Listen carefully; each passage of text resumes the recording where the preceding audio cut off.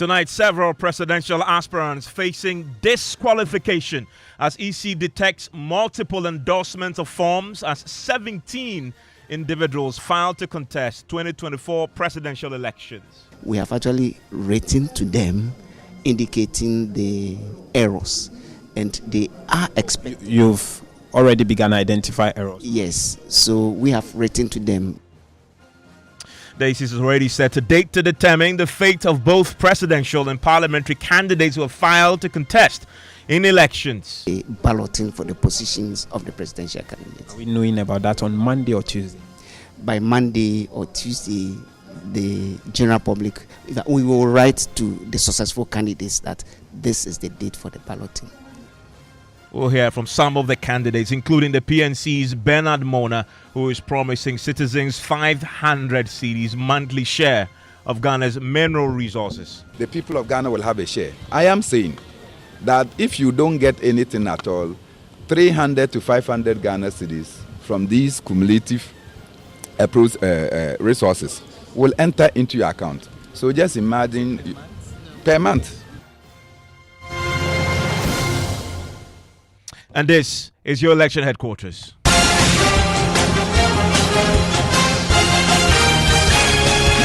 Election Headquarters is brought to you by Petrosol Platinum Energy, Energizing Dreams, the Chartered Institute of Management Accountants CIMA, and the American Institute of Certified Public Accountants AICPA, together as the Association of International Certified Professional Accountants, German Ozone Medical Center, Alternative Therapy, Dental, Wellness and Beauty, Chopbox Technologies, a convenient service, and Youth Bridge Foundation, bridging the gap for positive youth development.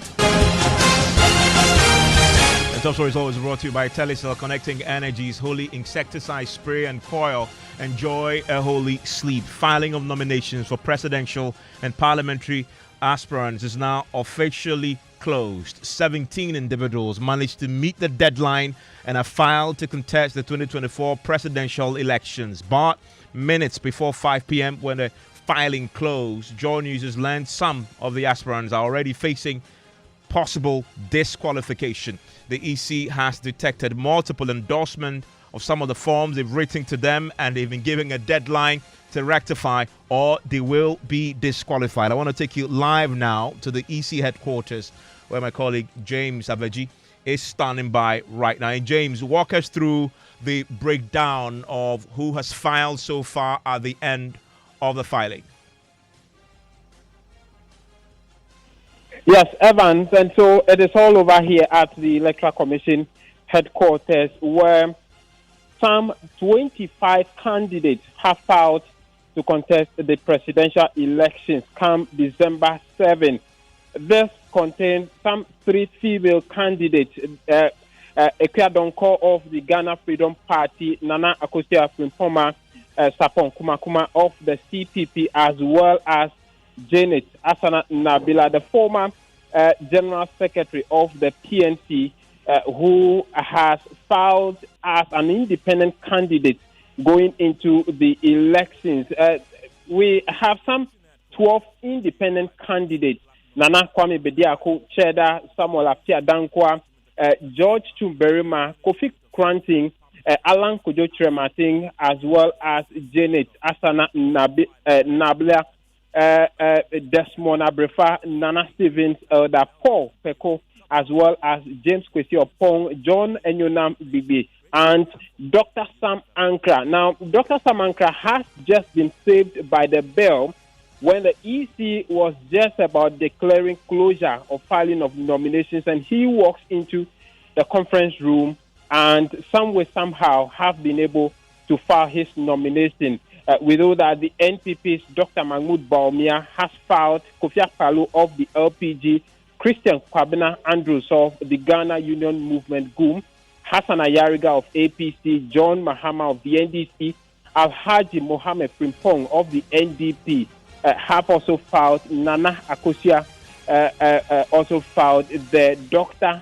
Daniel Augustus Lati of the GCPP have also filed. And so those are the number of candidates we have who have filed so far by close of today, Evans. So we're talking about a total of 25? Yes, 25. That is per our checks. The EC is yet to give us the official figure. But per what we have about 25 candidates. With 3 women. With 3 women.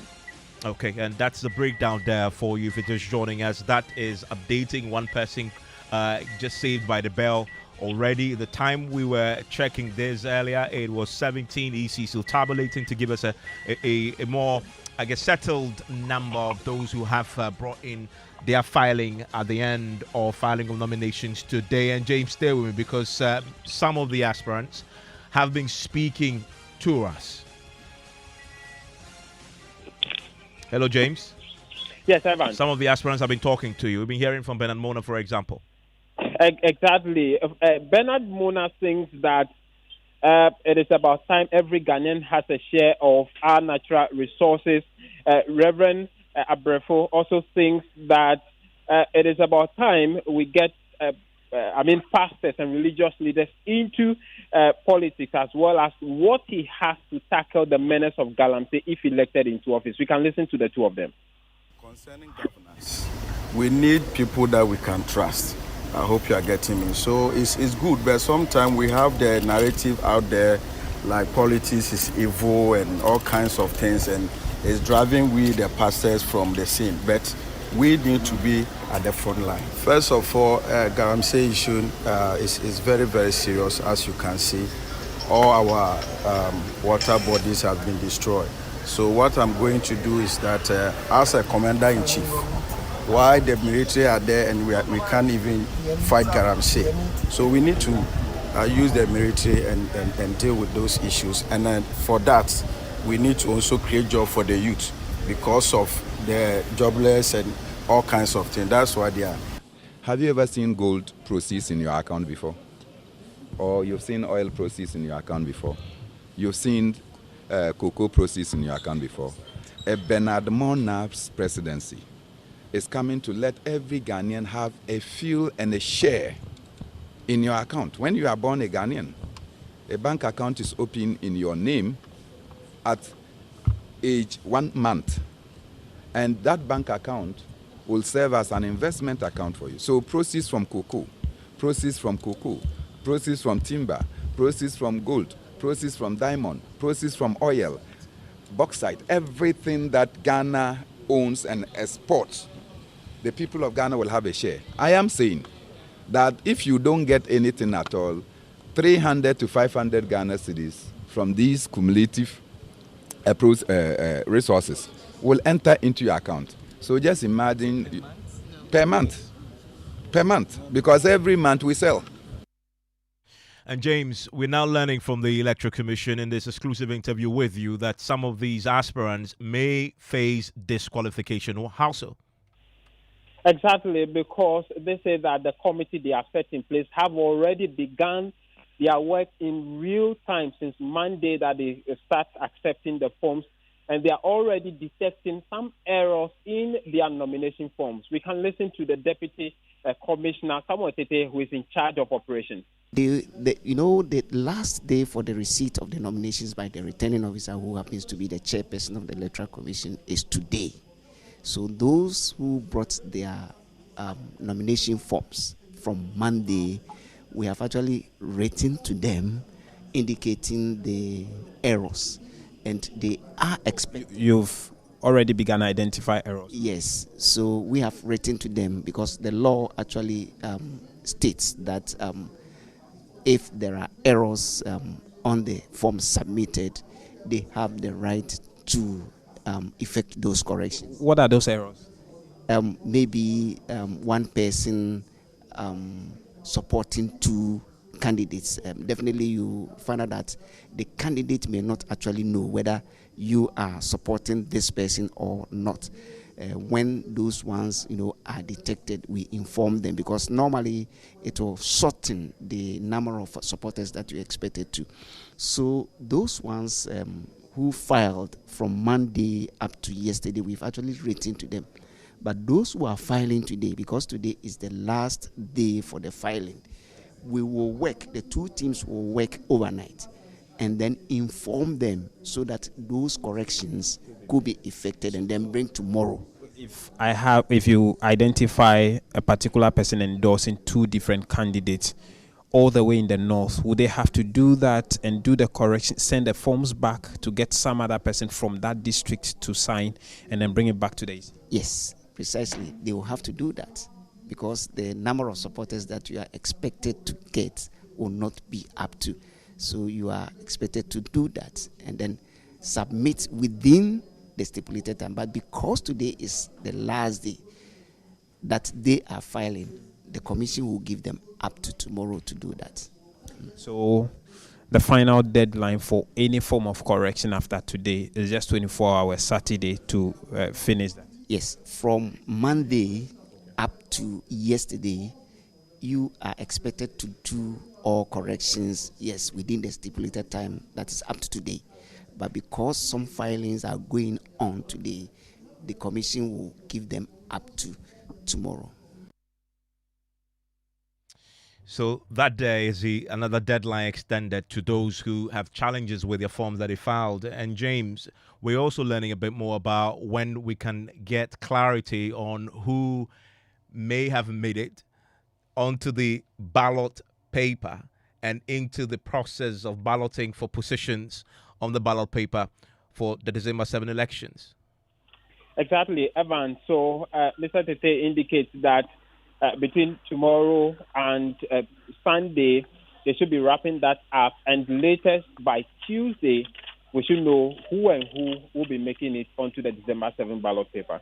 Outcome of the listing, in fact, within the next 2 days, that is after Saturday when we have actually seen all the numbers, maybe Sunday or Monday, we should be able to know all those who have actually qualified for the next aspect, which is the balloting for positions on the presidential ballot paper.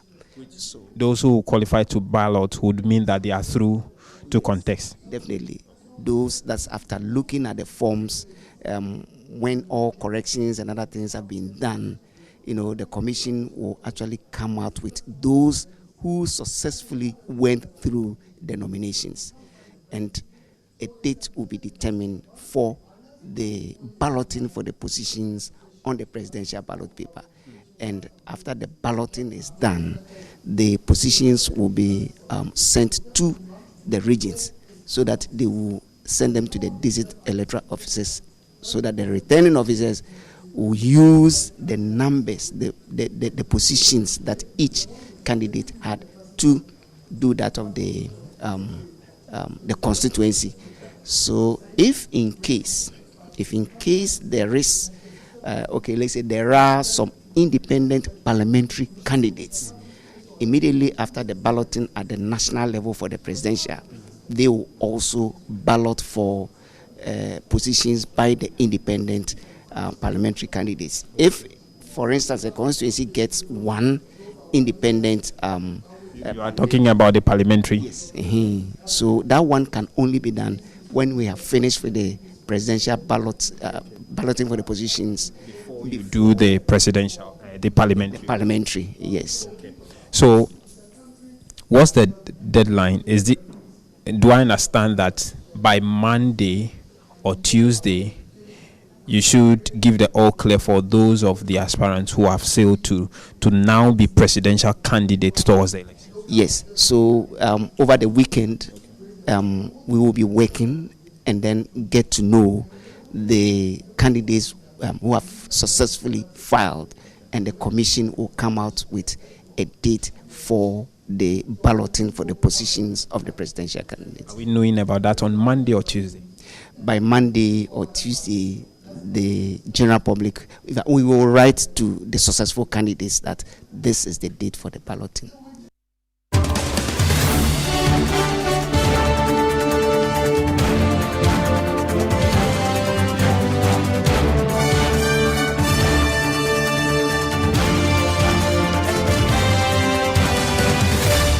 Taking you across the country pretty shortly to understand the parliamentary picture. Many aspirants have been filing their nominations today. There's some notable names causing a bit of a stir across the country. We'll be getting our correspondents to tell us a bit more about that. Stay with us. But I want to bring in right now Dr. Kwame Asante. He's a political scientist at the University of Ghana.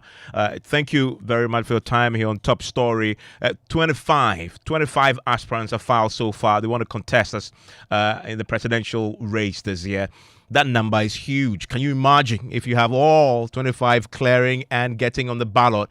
Is there something wrong with the processes to sift and to make sure that people who get onto the ballot really deserve to be there? Hello, Evans. Yes, can you hear me? Apologies for that. Apologies for that interference in the background. Can you hear me? Yes, loud and clear. We have 25 people so far having filed. They want to contest in the presidential elections this year. What do you make of that number? Too huge, or is just fine? This is democracy. Oh yes, it's democracy, but it's too huge. But it gives you an indication that people are gradually maybe losing faith in political party activities. So they want to be independent. And that is a reflection of what you see. Perhaps it's something else, which researchers will have to look at and see the way forward. If you say it's too huge, should we be doing something about the criteria for getting on there? Oh, strictly so. Because if you look at all of them, it's a democracy. Everybody is allowed to participate in election. But if you look at their performance, even the minor parties from 1992 up to the date, they've not gone beyond 5%. So it tells you that the state must take a decision and see how we can, trim this type of number and then have realistic numbers that will really reflect the true positions of the strength of if they are political parties or individuals within the political sphere.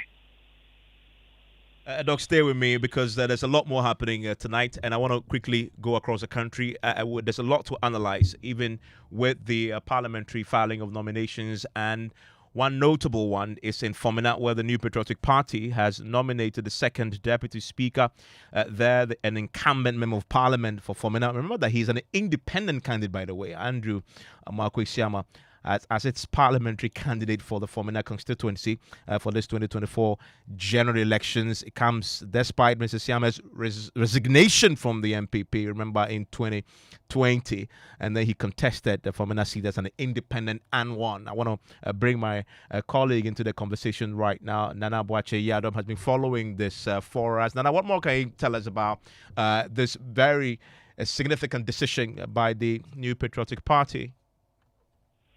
We realize that the Fomena constituency historically has been the NPP until 2020 when Andrew Esiama broke out of the party. Well, he went as an independent candidate and won with over 12,000 votes. That was about 48.6% votes. And realizing that was a big blow to the New Patriotic Party, and considering the fact that the party wants to reconcile to win majority of their seats in the Ashanti region specifically, there is a need for them to bring on board the Honorable Isaac Asiama Amwakwa Siama, who is also the second deputy speaker of parliament, to also make sure that they have the majority of seats in the Ashanti region. And so the reconciliation committee, also following the steps of the National Executive Council of the NPP, decided to engage Mr. Amwako Esiama. And so yesterday, the party, led by the regional chairman, Bernard Enchibu Esiakon, led Mr. Amwako Esiama to file his nomination to contest on the ticket of the New Patriotic Party for the Fomena seat. We can take a listen to the Ashanti regional chairman of the NPP, Bernard Enchibu Esiakon. Parliament, now you're 137. Now so a number of Nuntino, now you're Casabiano and you're Cassi majority. And to me, some Biani Bibia or could be a piano. Parliament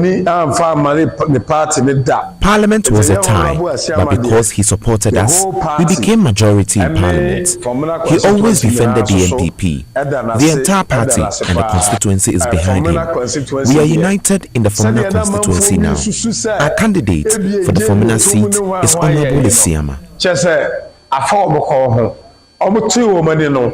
Fomena constituency, a dancing off. Aya asumvie kwa sokra ya candidate ya dede ko ɛyɛ election 2024 yi ɛyɛ nipa baako pɛ ɛne ɛne ne kɔ ɛwɔ Famina constituency ɔno ane politically Joseph Asiama. Dr. Asante, what do you make of this move by the New Patriotic Party in Famina? Oh, it is to be expected because they couldn't have done otherwise.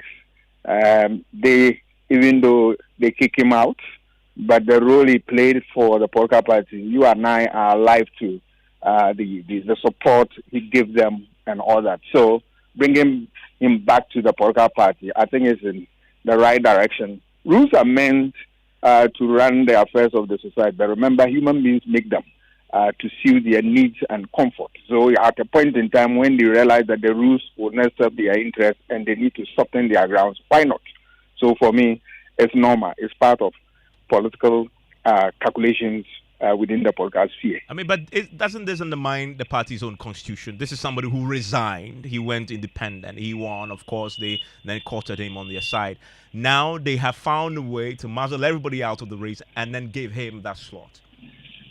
Yes. If somebody thinks that what they've done is against... This is almost saying. Please go ahead. This is almost saying you're rewarding those who violate the constitution. No, you sack him and he won, and then you smoke peace pipe with him, and he's back to the Polka Party. It's fine. The party can do that. But what we are saying is that it tells you that individuals, when they play themselves very well, they can, command a lot of things. So going forward, the party will learn that lesson. That is not every day that they can bulldoze their way through, and certain individuals are very strong within their constituencies, and they can really challenge their authority. So for me, it's very good. It humbled them. You saw all the statements from the majority leader then and all that. You interview him, and he ate a humble pie. So it tells you that, look, all is not well when you are in a party, and sometimes you don't want to listen to the voices of the people. As soon as they work and work well, they will turn everything to their favor, and that is exactly what they do. They have not broken any rule, but it's a lesson for them that going forward, they need to be very careful.